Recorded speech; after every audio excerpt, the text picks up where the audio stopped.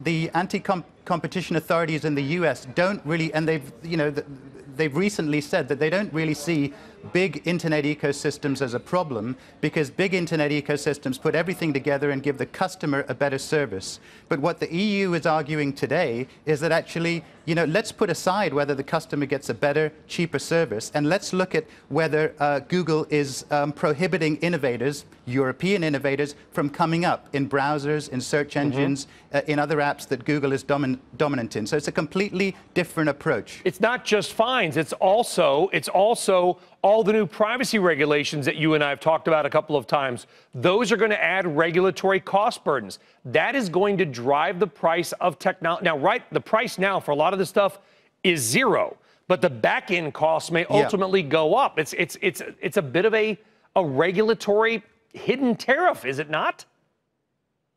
Yeah, and I think data regulation is the one regulation that could really, 1 year ago, everybody said GDPR was a historic regulation in the sense that it was, it was yesterday's story. But today, everybody's saying that the EU is leading on GDPR because data is important. But let's just take one step back and see where this is going. So when the internet was created, everybody thought that actually there'd be no monopolies on the internet because the internet was free, anybody could set up a website, and so you'd have a lot of competition. If anybody did well, new entrants would come in and nobody would make supernormal profits. Yes.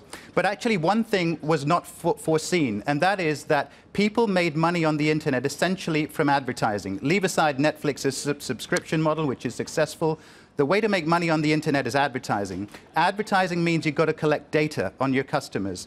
And that data, the Europeans say that data is the property of the customer, the consumer, whereas many of these tech companies, Facebook, Amazon, Netflix, Google, they consider that data the property of themselves. And what we foresee at GlobalData is that data will be segregated from software. So it's no longer owned by Alphabet or Facebook. It's owned by the consumer, and that consumer can switch it from one internet ecosystem to another. And if that happens, these big tech companies are going to be in trouble. Hey there, thanks for checking out CNBC on YouTube. Be sure to subscribe to stay up to date on all of the day's biggest stories. You can also click on any of the videos around me to watch the latest from CNBC. Thanks for watching.